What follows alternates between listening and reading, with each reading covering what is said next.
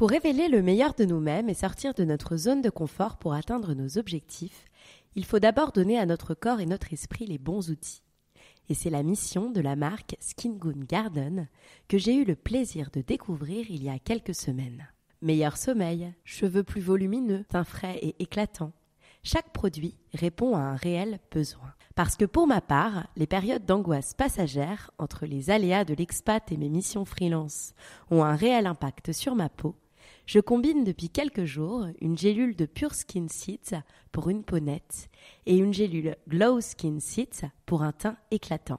En attendant de vous donner mon verdict après la cure de 2 mois, je suis ravie de vous offrir moins 30% sur tout le site avec le code LALEA30 pour que vous testiez à votre tour ces produits 100% vegan, sans gluten et sans allergènes. Bonne découverte!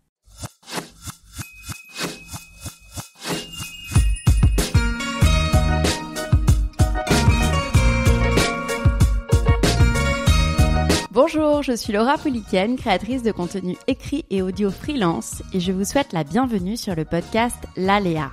Qu'ils soient artistes, entrepreneurs, blogueurs, sportifs, l'objectif de ce podcast est de mettre en lumière leur cheminement professionnel ou personnel, leur trajectoire et leurs secrets. Si le challenge, le développement personnel ou les histoires inspirantes vous plaisent, vous aimerez ce podcast. Pour me soutenir, vous pouvez parler du podcast à un proche ayant besoin d'un coup de boost, mettre 5 étoiles et un commentaire sur Apple Podcast ou iTunes. Enfin, vous pouvez partager votre épisode préféré en story Instagram en mentionnant le compte lalea.media et par la même occasion, découvrir la communauté d'audacieux autour du podcast. Aujourd'hui, je reçois sur le podcast Lola Rossi, créatrice de contenu sur les réseaux sociaux, en couple avec Laurent et maman de 2 adorables petites filles. Ensemble, nous évoquons une sortie de zone de confort intime pour un thème sur l'acceptation de soi. Lola nous explique avec bienveillance et sincérité comment elle a réussi à vaincre ses troubles du comportement alimentaire et accepter son corps pour vivre en harmonie avec ce dernier. Bonjour Lola. Bonjour Laura. Je suis absolument ravie de te recevoir aujourd'hui sur le podcast pour un thème un petit peu spécial que je n'ai jamais abordé sur l'acceptation de soi. Je suis sûre que c'est un thème qui aidera beaucoup d'entre nous qui nous écoutent aujourd'hui. J'ai envie que l'on revienne ensemble sur ta relation avec ton corps avant, pendant et après les TCA, troubles alimentaires, que tu as réussi à vaincre. D'accord. Pour ceux qui ne te connaîtraient pas encore, est-ce que tu peux te présenter s'il te plaît ? Oui, alors moi c'est Lola Rossi, je suis créatrice de contenu digital sur les réseaux sociaux. J'ai 30 ans et je suis en couple avec Laurent depuis bientôt 10 ans et on a 2 petites filles. Oui, 2 adorables petites filles, je précise, pour ceux qui ne te suivent pas sur les réseaux. C'est gentil, merci. Aujourd'hui, tu sembles vivre en harmonie avec ton corps. Ça se sent dans tes publications Instagram, dans tout ce que tu partages. Comment tu décrirais votre relation avec ton corps aujourd'hui, avec ton image ? Écoute, bizarrement, depuis que j'ai eu mes enfants, j'ai jamais été aussi bien avec mon corps, alors que pourtant il est... il a eu de grossesse, donc voilà, j'ai plus le même ventre qu'avant, j'ai plus le même corps, et puis plus tu vieillis, plus tu sais que c'est un peu difficile de perdre le petit kilo que t'as pris ou quoi. Mais pour autant, je me suis jamais sentie aussi bien que maintenant. Je me mets plus de pression, je le regarde plus avec dégoût comme je pouvais parfois le regarder. Tu vois, je vois un peu de la cellulite et je me dis pas, oh mon Dieu, quelle horreur, c'est dégueulasse, il faut que je fasse un régime, il faut que j'enlève ça, il faut que je fasse quelque chose. Enfin, vraiment, je m'en fiche complètement et j'ai jamais été aussi bien dans mon corps que maintenant, quoi. C'est trop bien, c'est pas forcément évident et d'ailleurs, on va en reparler, on va y revenir. Surtout après des grossesses où c'est pas évident d'être dans l'acceptation de soi comme ça. Et justement, cela n'a pas toujours été le cas pour toi. Tu en as parlé sur tes réseaux en 2015 via une vidéo YouTube. Et du coup, pour expliquer, pour voir d'où remonte ce malaise avec ton corps, j'ai envie de faire un petit retour en arrière et savoir quel genre de petite fille, quelle adolescente était la petite Lola. Est-ce que tu aimais ce que tu voyais dans le miroir à une époque qui n'était pas forcément évidente? Oui, j'ai jamais eu de soucis petite, j'ai toujours été mince. Quand j'étais en primaire, j'étais voilà très très mince. Donc j'avais eu deux trois remarques de filles qui me disaient sac d'os et tout, mais ça m'a jamais plus travaillé que ça, plus perturbé que ça. C'était pas le quotidien. Je me souviens juste d'une fille en particulier qui m'avait dit une fois ça dans la cour, mais j'ai pas d'autres souvenirs plus que ça. Et enfin, j'étais pas maigre, j'étais bien dans mon corps petite, adolescente pareil. J'avais pas spécialement de soucis ni spécialement de complexes dans mes souvenirs. C'est vraiment venu à la fin du lycée. C'était en terminale, je crois. Je sais plus si j'étais en première ou terminale. Parce que forcément, c'est des périodes que tu essayes un petit peu d'occulter. Et du coup, je me rappelle plus exactement, mais je pense que c'était vers 17 ans au lycée. Et là, j'ai commencé à complexer sur mes poignées d'amour. C'était vraiment une énorme fixette, mais un truc de fou. Avec une de mes meilleures amies, pareil, on avait... En fait, tu vois, chacun a sa morphologie. Il y a des morphologies avec la taille fine, il y a des morphologies en H, comme dirait Christina Cordula, où tu es droite un petit peu. Et moi, j'avais la taille très marquée et du coup, j'avais des hanches, quoi. En fait, j'avais juste des hanches. Et pour moi, c'était des poignées d'amour.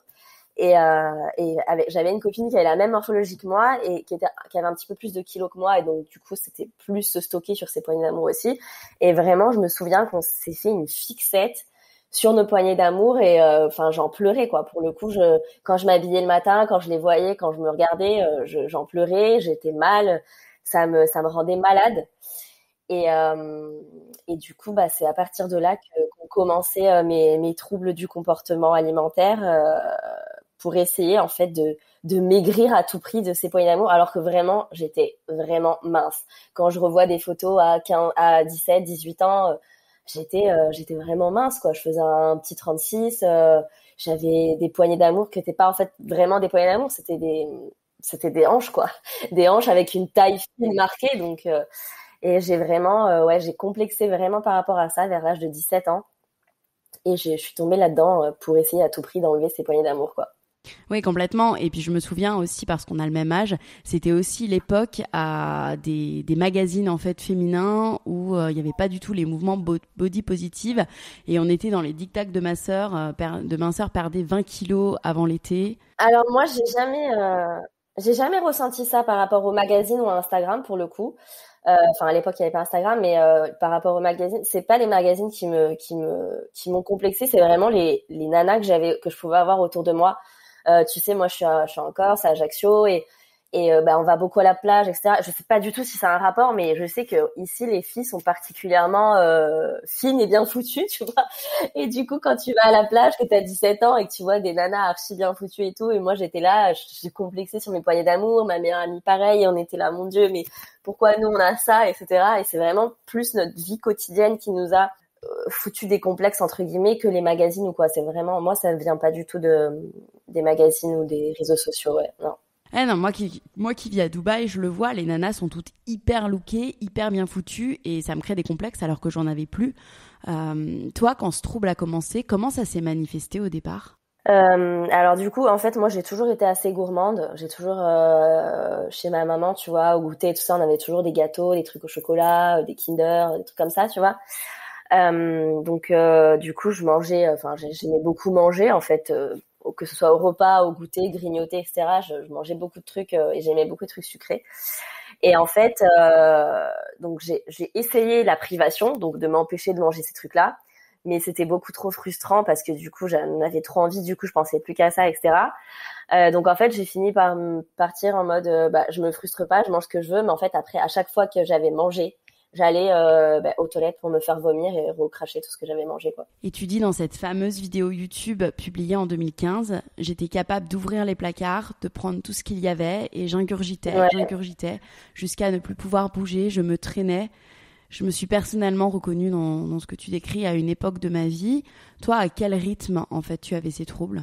Alors, ça a démarré donc comme ça. Au début, je voulais perdre du poids, donc je me suis dit régime, je me prive. La privation, c'était beaucoup trop frustrant. J'avais trop envie de craquer, et ça a engendré justement ces craquages où du coup, je vais me frustrer pendant 2-3 jours. Je me privais, je mangeais pas pendant 2-3 jours. Enfin, je mangeais au repas, mais normalement, tu vois, mais je m'interdisais aucun sucre, aucun plaisir, aucun truc, et du coup, j'étais frustrée, donc du coup je craquais, j'allais dans les placards, je mangeais tout ce que j'avais envie de manger, que je m'étais interdit pendant plusieurs jours, et du coup après je culpabilisais, donc du coup j'allais vomir, et en fait c'est comme ça que ça a démarré.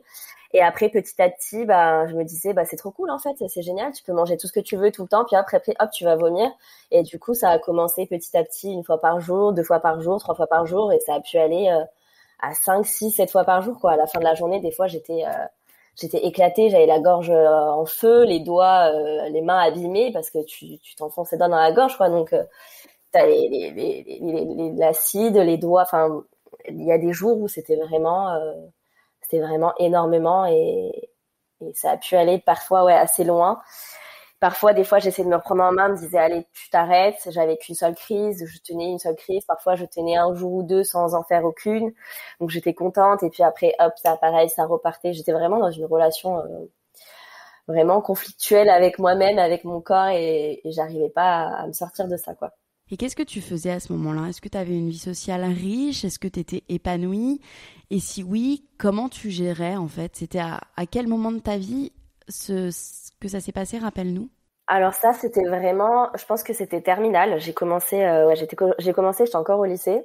Donc, je faisais pas de crise la journée parce que voilà, j'allais en cours, etc. C'était plutôt donc le soir quand je rentrais chez moi, le week-end, les mercredis après-midi. En fait, dès que j'étais à la maison, si tu veux, dès que j'étais à la maison, en extérieur, voilà, je mangeais normalement, parce qu'il y a quand même des repas que je gardais, tu vois. Si j'allais manger le repas du soir, j'allais manger normalement, je gardais mon repas. C'était vraiment les à côté, les grignotages, et en fait, je mangeais mes repas normalement que je gardais matin, midi, soir.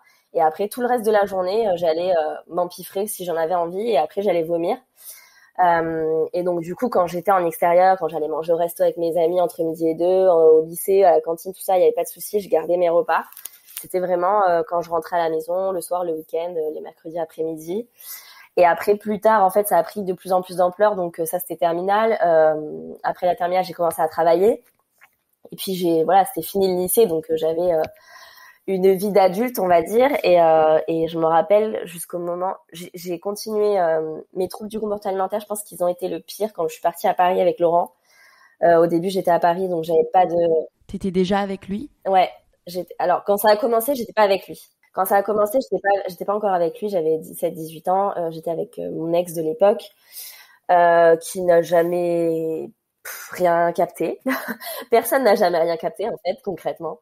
Ni mon ex, ni Laurent. Et quand j'étais avec Laurent, donc à Paris, ça partait très loin parce que du coup, quand on allait au restaurant, j'allais manger, tu vois, genre, je sais pas, entrée plat dessert ou plat dessert, enfin, en gros, j'allais manger pas mal. Et du coup, comme tu vomis, tu vois, ton estomac, au final, il garde pas tout ce que tu prends. Donc, il était quand même assez vite rassasié. Et j'allais jusqu'à me faire aller au restaurant pour me faire vomir. J'allais au restaurant, je me rappellerai toujours, avant qu'on déménage, qu'on rentre en Corse. On avait fait un dernier brunch, c'était vers Bastille, je sais plus comment il s'appelait, mais bref, c'était un brunch avec buffet, et j'avais mangé. J'étais allée aux toilettes me faire vomir, et j'avais remangé derrière. Enfin, c'était vraiment le pire engrenage quand j'étais sur Paris. Et comment Laurent réagissait à tout ça? Il a jamais, j'en ai jamais parlé. En fait, si tu veux, c'est quelque chose, déjà, de base, tu veux pas mettre un nom dessus, tu veux pas dire que tu as une maladie, parce que dans ma tête, c'est un peu comme la cigarette. Je me disais, ouais, si je veux, j'arrête, tu vois. Je me dis vraiment, c'est pas une maladie et c'est pas un problème, puisque si j'en ai vraiment envie, avec de la volonté, j'arrête. Et au final, je me disais ça, mais au final, je n'arrêtais pas. Donc, je continuais. Et au bout d'un moment, je me suis dit, enfin voilà, et à un moment donné, tu es boulimique. Donc, voilà, ne te voile pas la face.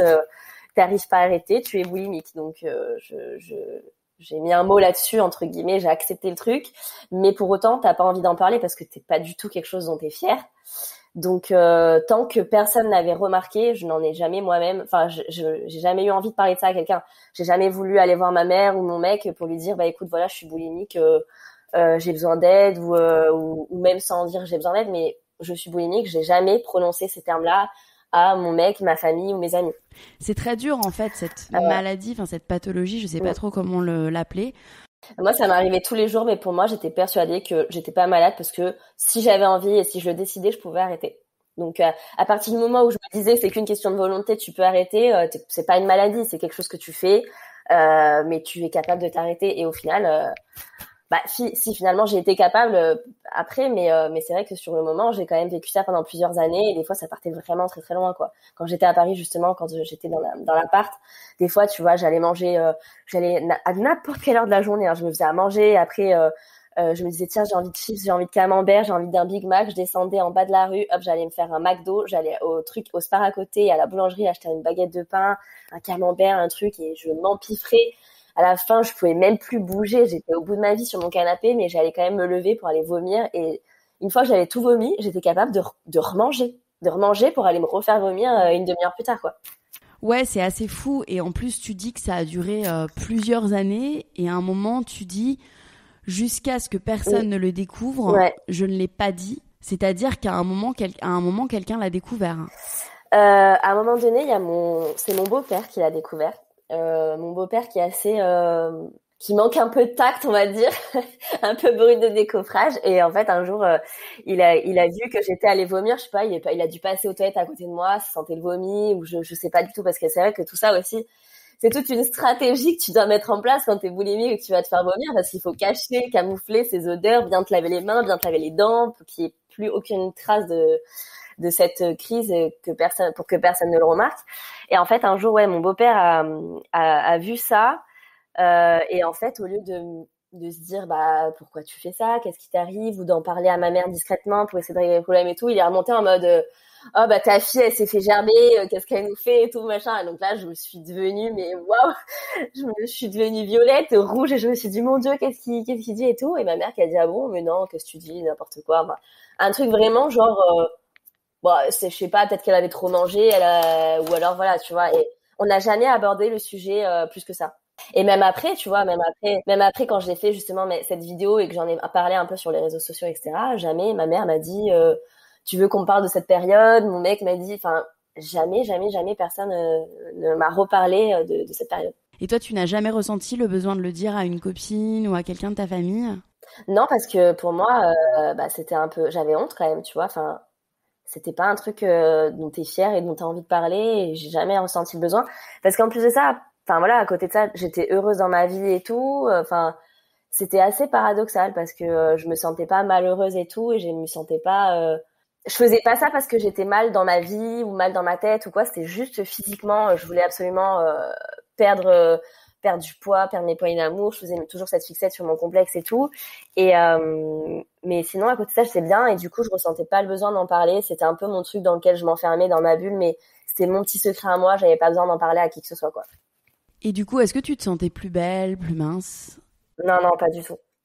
Pas du tout. Et en plus de ça, voilà, même si quand tu manges tout ce que je pouvais manger dans une journée, même si tu vas te faire vomir, tu perds pas du tout de poids, quoi. Donc, j'ai pas du tout perdu de poids. Au contraire, l'année où j'étais à Paris, j'ai grossi.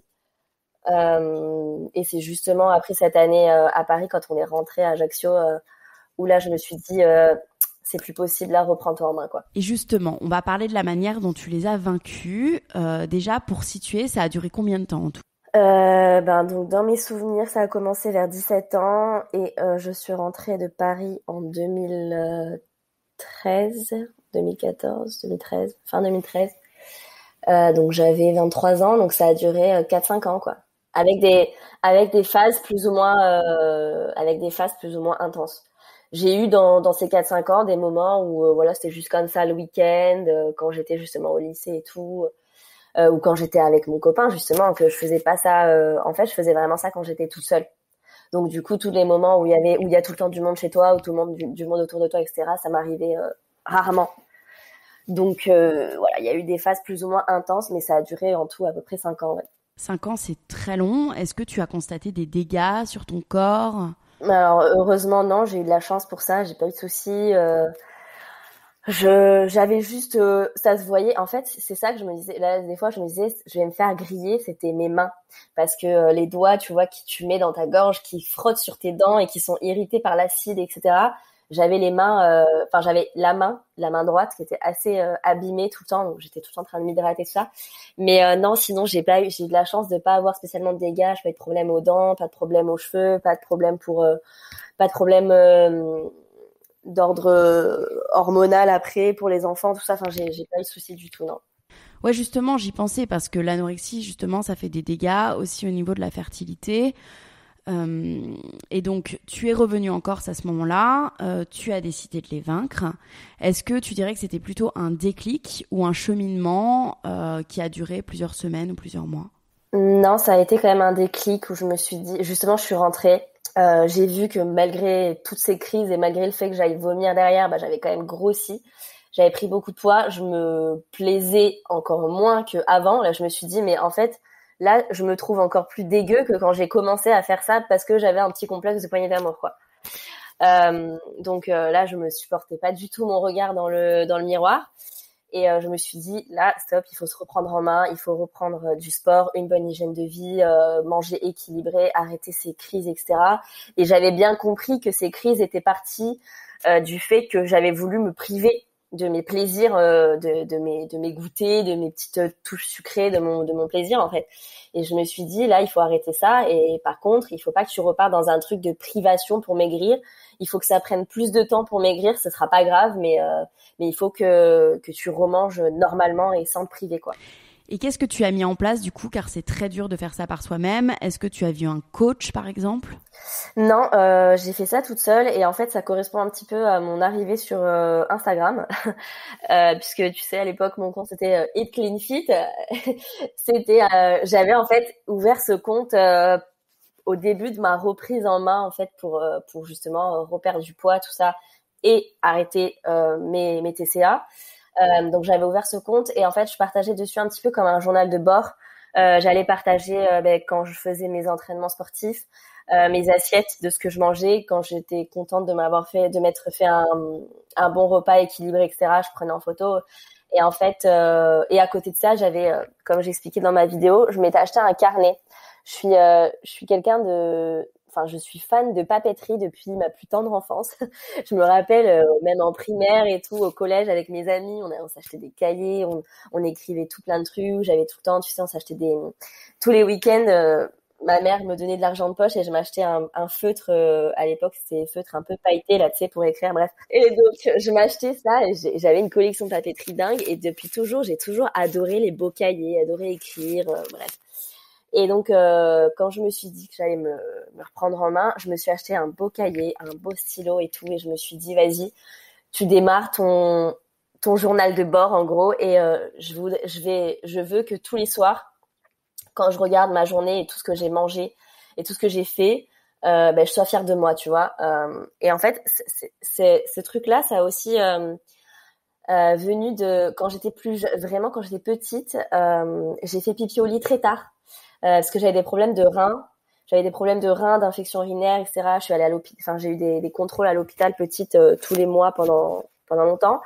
Et bref, tout ça pour dire que j'ai fait pipi au lit très longtemps. Et pour réussir à arrêter ça, en fait, je me rappelle que mes parents m'avaient justement fait un cahier. Et tous les jours, je devais mettre un soleil quand j'avais pas fait pipi au lit, que je devais mettre un nuage, une averse quand j'avais eu un accident, etc. Et en fait, j'ai eu ce truc en tête et je me suis dit, vas-y, et j'avais déjà ce truc d'être fière le soir le matin quand t'es contente, t'as fait ton petit soleil et tout, t'as pas fait pipi au lit, bref. Et du coup, je me suis rappelé un peu de ça et je me suis dit, vas-y, je vais me faire un petit un petit cahier de bord et je vais tous les jours mettre tout ce que j'ai mangé, même si j'ai mangé du chocolat, si j'ai fait une crise ou un truc dans le genre, je note tout en fait. Le but c'était vraiment à la fin de la semaine de regarder un peu en arrière sur ma semaine et de voir de voir les progrès en fait, de constater les progrès. J'avais besoin de ce truc visuel, pas juste de me dire ouais c'est bien, j'ai pas fait ça. J'avais besoin que ce soit écrit, de le voir et d'être fière de moi, tu vois. Et du coup c'est comme ça que j'ai arrêté en fait, en partageant avec mon petit cahier, en voyant les améliorations, les crises qui s'est passé, que je mangeais bien, en partageant sur mes réseaux sociaux mes repas, mes entraînements. Du coup, c'était un petit peu le début des comptes Healthy de l'époque. Et il y avait des nanas aussi comme ça qui partageaient pareil. Et en fait, ça faisait même comme un groupe d'entraide tu postais un repas et Yana te disait ah ouais c'est trop bien, ça me donne des idées. Tu voyais ce que d'autres filles postaient et toi aussi ça te donnait des idées, vous échangez. Enfin, c'est vraiment ces deux choses-là qui m'ont aidée à sortir de ça. Et tes inspirations, c'était des filles qui te suivaient, que tu suivais, tu faisais ça via Instagram surtout? Non, pas spécialement. Je faisais avec. Du coup, comme je suis partie de chez ma mère à 18 ans, donc je me suis toujours fait à manger depuis mes 18 ans. Là, à cette époque-là, j'avais 22 ans, si je dis pas de bêtises, à peu près, quand je te dis ça. Donc voilà, en fait, je faisais avec. Je savais me faire à manger, je savais bien me faire à manger, et en fait, je cuisinais juste des trucs que j'aimais. Tu vois, j'adore le saumon, j'adore les avocats, j'adore les salades et tout. Donc du coup, j'essayais de faire des repas que j'aimais. Je prenais vraiment plaisir à les manger à chaque fois le midi, enfin, que ce soit assez équilibré. Et puis voilà, après je finissais. Si j'avais envie de sucre à la fin, je finissais par une touche sucrée. Quand j'avais envie de goûter un morceau de chocolat, enfin de manger du chocolat à 4 heures, je mangeais du chocolat à 4 heures. C'était vraiment, il fallait que je m'autorise tout, mais rien dans l'excès comme avant, quoi. Ni dans l'excès de privation, ni dans l'excès de nourriture. Ouais, complètement, bien sûr. Et est-ce que tu te souviens du coup du moment où tu as décidé d'arrêter ce carnet et tu t'es dit, allez Lola, c'est bon, maintenant je vole de mes propres ailes et je me fais du bien sans retomber dans les TCA? C'est vraiment fait progressivement en fait, hein. Petit à petit, quand j'ai ressenti que voilà, j'avais plus de crise, que je mangeais équilibré, que tout se passait bien, j'avais perdu du poids et retrouvé un corps dans lequel je me sentais bien. Et en fait, petit à petit, je me suis dit voilà, j'ai plus besoin d'écrire tout ce que je mange tous les jours parce que c'est devenu instinctif. Je savais quoi me faire, je savais comment manger, quand. J'avais plus besoin de réfléchir et j'avais plus besoin de noter tout ça pour être fière de moi puisque voilà, j'ai estimé que j'étais euh, guérie entre guillemets et que j'avais plus besoin de mon cahier, quoi. Petit à petit, je l'ai abandonné en fait. J'ai commencé de moins en moins écrire dedans mes repas puisque ils étaient bien. Et puis après, voilà, je l'ai complètement délaissé du jour au lendemain, quoi. Et du coup, autour de toi, tu as créé une communauté de fit girls, d'healthy girls. Et au moment où tu as décidé de publier, quel était ton credo Instagram? Est-ce que tu étais déjà dans le lifestyle ou est-ce que tu étais plus sur une image fit girl? En fait, quand j'ai commencé sur Instagram et tout, je partageais tout ça, mais sans vraiment dire que j'étais boulimique, que je faisais des crises ou quoi. Je l'avais un petit peu laissé sous-entendre dans quelques 2-3 posts un petit peu où j'avais déjà discuté avec des nanas par rapport à ça, etc. Mais sinon, voilà, j'en avais jamais clairement parlé et du coup, mon compte était vraiment food et fitness. Et, et petit à petit, je me suis épanouie dans ma vie aussi. Je suis sortie de tous ces troubles du comportement alimentaire, donc je me sentais mieux. Et en fait, j'ai commencé à partager sur mes réseaux tout ce que j'aimais dans mon quotidien. Donc, il n'y avait pas que le sport et la bonne alimentation. Donc, j'ai commencé à partager voilà mes looks, mes shoppings, mes voyages, etc. Et c'est une fois que tout ça c'était vraiment derrière moi, complètement lointain, que j'étais bien dans ma vie, assez installée sur les réseaux sociaux. C'est quand j'ai déménagé à Porto Vecchio avec mon chéri, 2015. Je me rappelle, j'étais dans la chambre de l'appart à Porto Vecchio. Et c'est là que j'ai fait cette vidéo où je me suis dit, je saurais même plus te dire pourquoi je l'ai faite. Mais ouais, j'avais hésité à en parler puisqu'effectivement, du coup, c'est un sujet que je n'avais absolument jamais abordé avec les gens de mon entourage. Et il me semble que je l'avais fait parce que justement, en discutant avec des filles, des abonnés qui me disaient qu'elles avaient des troubles, qu'elles n'arrivaient pas à s'en sortir, etc. Et je me disais, putain, moi aussi, je suis passée par là. Donc, tu pourrais raconter ton expérience, ça pourrait servir à des gens. Et c'est pour ça, dans mes souvenirs, que j'avais fait cette petite vidéo. Est-ce que tu as eu peur quand tu as cliqué sur mettre la vidéo en ligne? Ouais, carrément. Carrément, parce que c'est un truc dont t'as jamais parlé, c'est un truc dont t'es pas fier, c'est un truc que ton entourage très proche ne sait pas particulièrement, l'a plus ou moins deviné, mais le sujet n'a jamais été abordé. Et puis t'as peur aussi de ce que les gens vont dire, surtout parce qu'il y a du coup c'est lancé sur Internet, quoi. Ça y est, les gens savent que tu as eu ça. Il n'y a pas de retour en arrière possible. Et puis tu sais pas trop les gens comment ils vont réagir, qu'est-ce qu'ils vont dire. Bon, après, enfin, non, j'avais pas non plus super peur, sinon je l'aurais pas fait parce que dans ma tête, ça allait être que positif et ça ne pouvait que aider les gens, tu vois, ça pouvait pas forcément spécialement me desservir. Voilà, moi c'était fait, c'était passé, j'avais pas non plus super peur, mais c'était quand même un pas en avant de raconter cette histoire sur les réseaux sociaux, quoi. Et tes proches derrière, quand tu as publié cette vidéo, comment ils ont réagi? Mais personne n'en a parlé. Personne n'en a parlé, non.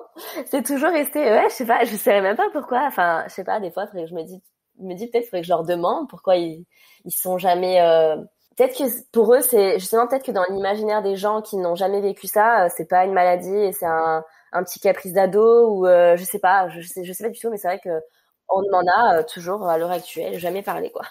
Donc je peux pas te dire, je sais même pas s'ils ont vu cette vidéo parce qu'après voilà, tout le monde ne regarde pas toutes les vidéos que je poste dans mon entourage, mais voilà, on m'en a jamais parlé. Du coup, on va passer au conseil, ton rapport à ton corps aujourd'hui. Mais avant, il me semble que tu avais créé un groupe aussi Facebook pour aider les filles à partager autour de ce sujet.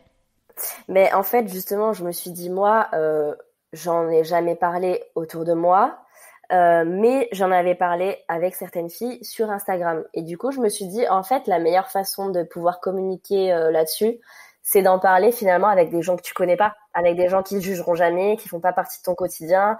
Si tu as envie un jour de...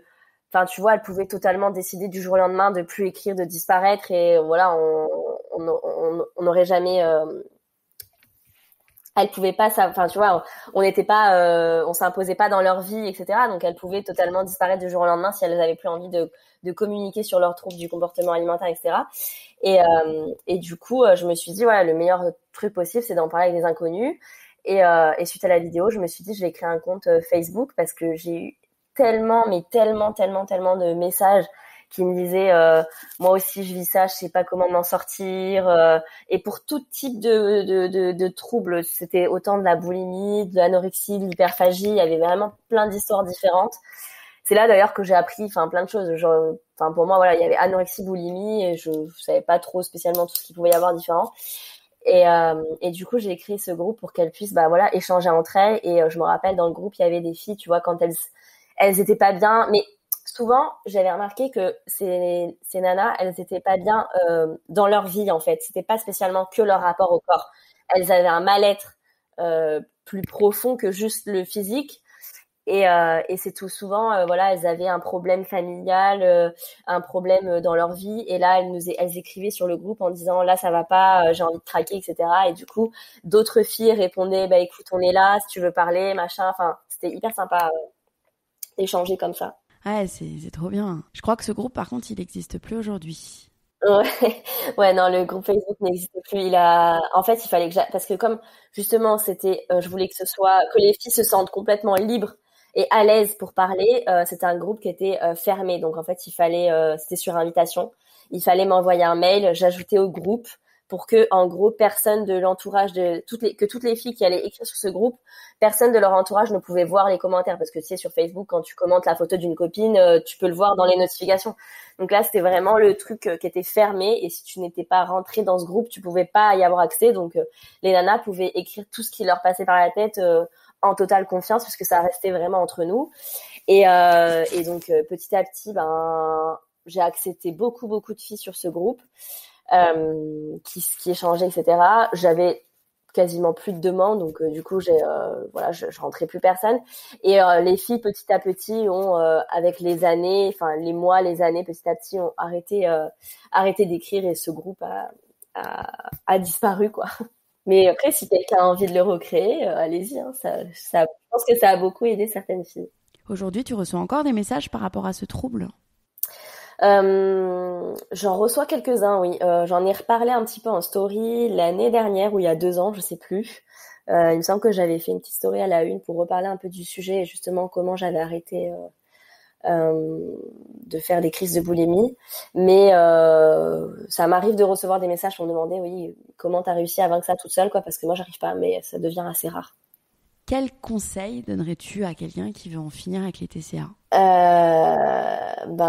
Que personne va essayer, personne n'arrêtera à sa place. Il faut vraiment se mettre un petit coup de pied au cul. Hein. Moi, c'est ce que je me suis dit. Hein. Voilà, je suis rentrée à Ajaccio et là, je me suis dit non, stop, c'est plus possible pour ta santé, pour tout, parce que voilà, c'est pas humain d'aller se faire vomir aux toilettes d'un restaurant après avoir mangé, quoi. Donc ouais, il faut vraiment se booster et se dire que on est capable d'y arriver. Pour moi, c'est un peu comme comme arrêter la cigarette, quoi. Quand t'es un gros fumeur, bah c'est hyper compliqué, mais tu peux le faire. Donc ça demande beaucoup de volonté. Faut se dépasser, mais c'est possible. Tu peux t'en sortir. Il y a aussi beaucoup de filles, en fait, qui ont ces troubles pour plaire à leurs parents, à leurs compagnons, pour aussi répondre à des proches qui leur font des remarques. Moi, par exemple, je me souviens qu'à l'école, j'avais une copine qui était devenue anorexique parce que son père lui disait que c'était la plus belle des grosses, enfin, des remarques comme ça. Toi, penses-tu que quand on reçoit ce genre de remarques, il faut en parler autour de soi ? Alors moi, j'ai jamais vécu ça, donc je pourrais pas enfin, j'ai pas d'expérience personnelle, mais c'est sûr que si quelqu'un m'avait dit ça, enfin après je sais pas, parce que sur le moment, enfin je sais pas, j'imagine que si ta mère elle te dit ouais t'as un peu grossi, tu vas te retrouver un peu con, tu vois, tu vas même pas lui dire bah pourquoi tu me dis ça, enfin enfin je me dis si ma mère demain elle me dit ça, je vais faire genre ah bon ok d'accord, donc j'ai pas vécu le truc, donc je saurais pas te dire, mais moi par contre à l'inverse en tant que maman. Je vais pas spécialement en parler à mes enfants, enfin parler de ces troubles du comportement alimentaire, etc. Mais au contraire, je vais essayer de les éduquer de la manière la plus bienveillante possible, la plus positive possible, pour que quoi qu'il arrive, elles se trouvent belles, qu'elles soient bien dans leur peau, qu'elles se sentent pas obligées un jour de s'interdire de manger, de se priver, ou à finir avec deux doigts dans la bouche pour aller se faire vomir après avoir mangé, quoi. Tu penses que tu leur parleras un jour de tout ça, tes filles ? Je sais pas. Si elles m'en parlent peut-être, mais je me dis quand elles sont en âge d'en parler, elles auront certainement pas eu vent de l'histoire. Donc je pense pas leur en parler, sauf si un jour justement je vois qu'elles vivent quelque chose comme moi. À l'inverse de ma mère, du coup, comme j'ai vécu ça, si demain je vois le moindre signe sur mes enfants, j'irai entamer une discussion directe. Pour leur dire que voilà, je suis là pour elles, pour partager aussi, pourquoi pas, mon histoire, etc. Donc, pour le coup, moi, je dialoguerai, j'en parlerai. Est-ce que je me dis que peut-être si quelqu'un l'avait fait, ça aurait pas duré aussi longtemps ? Ouais, bien sûr, c'est ça. Et après, en plus, c'est dur à détecter, j'imagine. Faut être vraiment très attentif. Et justement, toi, tu es maman de 2 bébés rapprochés. Combien elles ont d'écart ? Elles ont 1 an et 5 jours d'écart. Ouais, donc très rapprochés. En plus, c'est pas une période évidente. Moi, je sais que j'ai pris 16 kilos pour ma grossesse, et pour les reperdre, j'ai un peu déconné avec la food. Toi, comment tu as vécu ça pendant tes grossesses, le rapport à ton corps ? Alors justement, suite à mon historique et à mon passé, quand j'ai su que j'étais enceinte, et même avant d'avoir un enfant, je m'étais toujours dit, purée, le jour où je vais avoir un enfant, niveau corps, ça va être très compliqué. Ça va être très compliqué justement de pas retomber là-dedans, de m'accepter, d'accepter les kilos, etc. qui sont nécessaires à la fabrication d'un enfant, d'un être humain dans ton ventre, tu vois. Et donc déjà, j'avais déjà pensé à ça en me disant, le jour où où je serai enceinte, ça va être chaud de passer ce cap. Le jour où je suis tombée enceinte, je me suis dit ouais, comment ça va se passer niveau physique, parce que voilà, j'étais guérie, je me convenais comme ça physiquement, mais t'as toujours peur d'avoir voilà, la peau qui craque, de prendre trop de kilos, de pas réussir à les perdre, enfin tu penses à ça quand même, et c'est vrai que quand je tombais enceinte, je me suis dit bon, comment ça va se passer, mais pour le coup en fait au fur et à mesure j'ai complètement lâché prise, c'est-à-dire que je pensais plus du tout à mon corps en fait, enfin je pensais pas spécialement à l'esthétique de mon corps, et après comme j'étais bien dans ma vie, et à ce moment-là, à l'instant, enfin le jour où je suis tombée enceinte de ma première, j'étais hyper équilibrée pour le coup. Enfin, je faisais pas mal de sport, je mangeais très bien, j'avais vraiment plus du tout de troubles du comportement alimentaire, j'avais plus d'excès de quoi que ce soit, et du coup, je suis tombée enceinte et je me suis dit bon t'es enceinte, tu vas prendre du poids, ton corps va changer, c'est normal, tu fabriques un enfant. Mais continue ta routine en fait. Voilà, ça se passait bien sans enfant, donc ça a bien se passé en étant enceinte. Donc en fait, j'ai continué à faire mon sport avec l'accord de mon gynéco évidemment, mais j'ai continué à faire mon sport en adaptant aussi ma pratique forcément. Mais j'ai fait mon sport, j'ai mangé équilibré, j'ai continué à manger en fait les mêmes repas que je mangeais avant. Zéro frustration, j'avais envie d'aller au resto, de prendre un dessert, manger un fondant au chocolat, je le mangeais. Et on m'a détecté pendant ma première grossesse, par contre, un problème de thyroïde. J'avais une hypothyroïdie ou une hyper, je sais plus. Et en gros, en fait, j'avais le truc qui fait que normalement, quand t'es pas soigné, tu stockes facilement en fait. Enfin, genre t'as du mal à perdre du poids et donc du coup j'ai eu du lévothyrox pendant ma première grossesse pour Emma pour équilibrer ce problème de thyroïde et du coup j'ai très peu pris de poids pendant ma grossesse. Pour Emma, j'ai pris 7 kilos. Donc autant te dire que j'avais juste tout dans le ventre quoi. Franchement, j'ai pas fait enfin voilà, j'ai juste continué comme j'étais avant, c'est-à-dire sport, bonne hygiène de vie. Et j'ai eu ce truc de lévothyrox, donc est-ce que ça a joué ou pas, je ne sais pas. Est-ce que j'avais déjà des problèmes de thyroïde avant ma grossesse, je ne sais pas puisque je n'avais jamais fait de test avant. Donc peut-être que toute ma vie aussi, j'ai fait cet TCA en mode parce que c'était horrible quand j'avais mes troubles du comportement alimentaire, ce qui était démotivant, c'est-à-dire que des fois pendant une semaine, un mois, tu vas faire à fond du sport, bien manger et tout ça. Tu pars en voyage 4 jours, tu vas manger au resto tous les jours, tu fais plus de sport, tu reprends tout. Mais j'étais c'est pas possible. Je regarde un hamburger et je prends 2 kilos moi, tu vois. C'était donc peut-être qu'au final j'avais déjà des problèmes de thyroïde avant et que je l'ai jamais su. Toujours est-il que voilà, j'ai découvert ça pendant ma grossesse, donc j'étais sous lévothyrox, j'étais suivie, etc. Et j'avais pas du tout de régime particulier à suivre. Par contre, hein, c'était pas un problème de diabète gestationnel ou quoi, donc voilà, c'était juste des problèmes de thyroïde. C'était réglé avec le lévothyrox et au final, la fin de cette grossesse, j'avais pris que 7 kilos. Donc j'avais pris du poids nulle part ailleurs que dans mon ventre, quoi. Donc dès que j'ai accouché, une semaine après, j'étais comme avant, quoi. Ouais, donc quand tu retombais enceinte une nouvelle fois, c'est pas comme si t'avais tous ces kilos à perdre à l'avance. Ah ouais, non, j'avais pas il me restait pas de kilos. Au contraire, j'avais même perdu 1 kilo. J'avais 1 kilo de moins qu'avant d'être enceinte d'Emma.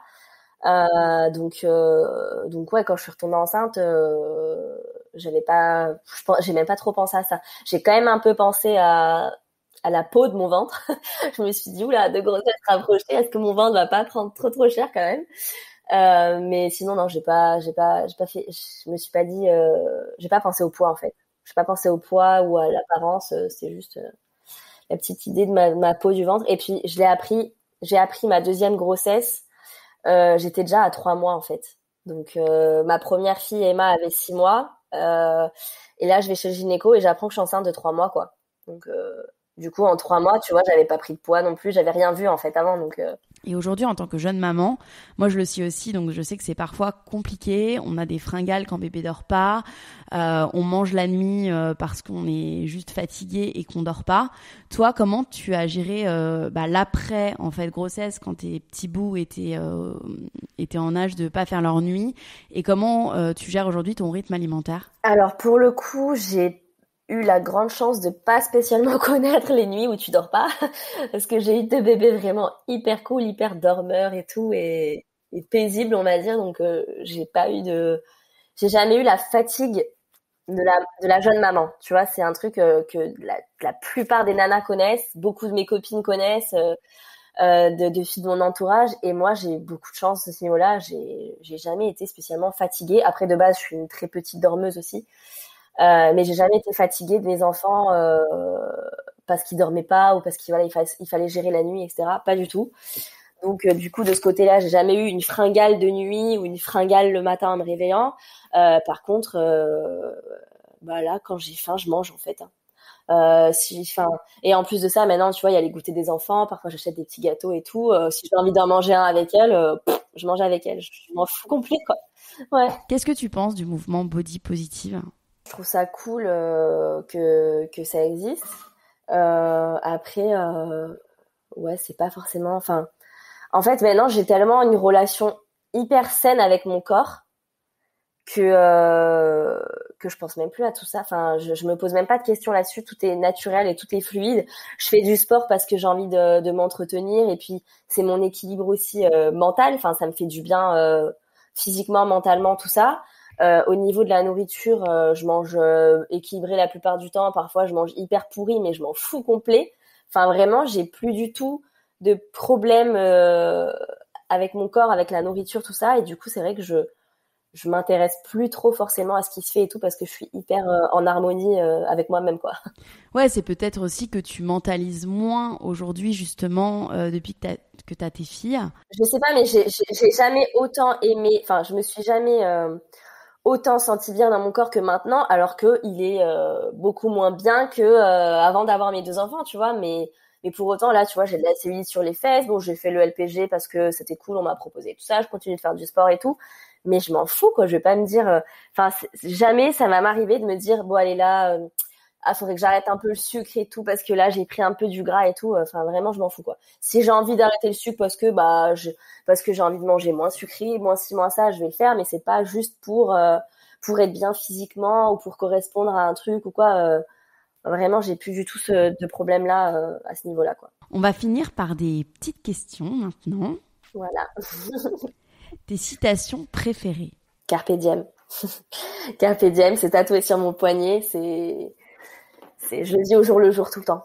Je me pose pas trop de questions, je réfléchis pas spécialement. Je fais toujours en fonction de ce qui se présente à moi, quoi. Tes routines pour être bien physiquement ou mentalement? Physiquement, ouais, d'entretenir le sport. Mentalement, c'est aussi le sport parce que ça me fait du bien, parce que ça se permet d'évacuer tout, de penser à rien, de aussi te dépasser quand tu penses que t'es au bout de ta vie, que tu pourras pas faire un exercice de plus. Ben si, hop, t'y vas, tu fonces, c'est mental, ça, c'est dans ta tête. Donc le sport, ça joue beaucoup et physiquement et mentalement. Après, mes petites routines, mes petites routines. Pour être bien dans ma tête, c'est pas spécialement une routine, mais c'est vraiment, c'est mes enfants, c'est ma famille, mes amis, c'est mon équilibre en fait. La plage qu'on a à côté de la maison, d'aller prendre l'air, d'aller me promener, d'aller prendre un bon bol d'air et voir la mer, tu vois, c'est vraiment quelque chose qui participe énormément à mon bien-être mental. Ta plus grande peur? Ma plus grande peur. J'en avais pas trop jusqu'à maintenant. Maintenant que j'ai des enfants, ma plus grande peur, c'est qu'il leur arrive n'importe quoi. Un accident, du harcèlement à l'école, qu'ils soient pas bien dans leur tête, qu'ils aient n'importe quel problème. Ma plus grande peur, c'est que mes enfants ne soient pas bien, quoi. Tes livres préférés? Mes livres préférés. Alors, niveau développement personnel, tout ça, quand je suis sortie de mes TCA d'ailleurs, j'avais lu des livres un peu développement personnel. Du coup, c'était L'Art du Bonheur et Les 4 accords de Toltec. Et sinon, je suis très une grande amatrice de romance et du coup, j'adore les histoires d'amour, les livres d'amour et tout. Ça me fait du bien, je trouve. J'aime bien et tout. J'aime bien les trucs un peu positifs comme ça. Et avec plein d'amour. Et j'ai adoré les 3 tomes de Jojo Moyes qui sont Avant toi, après tout. Un échec et une leçon que tu en as retiré? Bonne question. Un échec et une leçon. Du coup, j'ai pas spécialement vécu ça comme un échec. Et au contraire, la leçon, c'est que quand on veut, on peut. Enfin, tu peux te donner vraiment les moyens d'atteindre ton objectif. Et si beaucoup passe par le mental, par la tête. Et moi, c'est ma belle-mère, la mère de mes petites sœurs et la femme de mon père qui m'a toujours répété cette phrase. Quand on veut, on peut. Et du coup, je pense que c'est resté un peu dans ma tête et c'est un peu mon leitmotiv aussi. Et j'essaie de faire en sorte que quand je veux, je peux, quoi. Et ta définition, selon ton histoire personnelle, de sortir de ta zone de confort?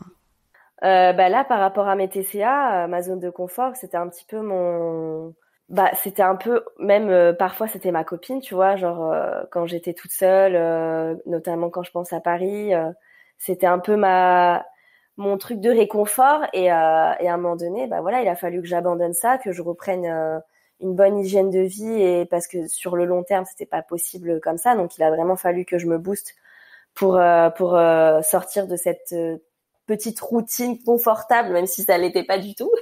Mais il a vraiment fallu beaucoup de motivation pour me sortir de ça, quoi, et retrouver une vie plus équilibrée. Merci beaucoup, Lola. Merci à toi. Cet épisode est maintenant terminé et j'espère qu'il vous aura inspiré autant que moi. À très vite sur le compte Instagram lalea.media pour découvrir les coulisses du podcast et à bientôt pour un nouvel épisode.